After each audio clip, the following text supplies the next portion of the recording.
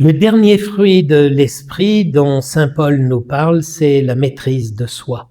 Oh, voilà encore un fruit bien, bien désirable. Parcours Dynamis, ce parcours de Pâques à Pentecôte, qui va peu à peu permettre au Saint-Esprit de prendre toute sa place en nous et d'agir dans nos vies.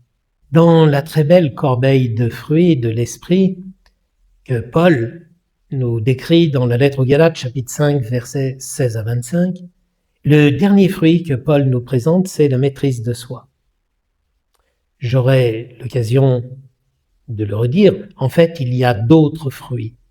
Mais dans ce passage de la lettre aux Galates, dans la liste que donne Paul, c'est le dernier des fruits. À l'ère des addictions, voilà un fruit qui fait rêver. Et quand Paul parle de maîtrise de soi, évidemment, il en parle avec un mot grec, puisque ces lettres sont écrites en grec. Et alors, c'est pas pour faire savant, mais je te dis le mot en grec, enkrateia, parce que tu connais un mot qui est de la même famille, c'est le mot démocratie, démokrateia. Démos, en grec, c'est le peuple. Kratein, c'est gouverner. La démocratie, c'est le peuple qui gouverne, c'est le peuple qui a le pouvoir. Et nous avons le pouvoir par notre élection de choisir qui nous voulons pour nous représenter et nous gouverner. Alors, ça marche plus ou moins bien, c'est vrai. Donc, enkrateia, c'est le gouvernement de moi-même. C'est moi qui dois gouverner ma vie. Eh bien, voilà un pouvoir qui est important. Parce que je critique souvent ceux qui sont au pouvoir et qui dirigent le pays.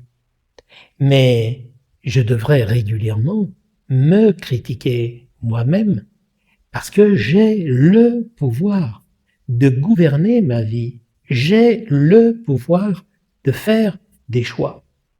Est-ce que mes choix sont toujours bons? Est-ce que mes choix me conduisent toujours à vivre plus d'amour?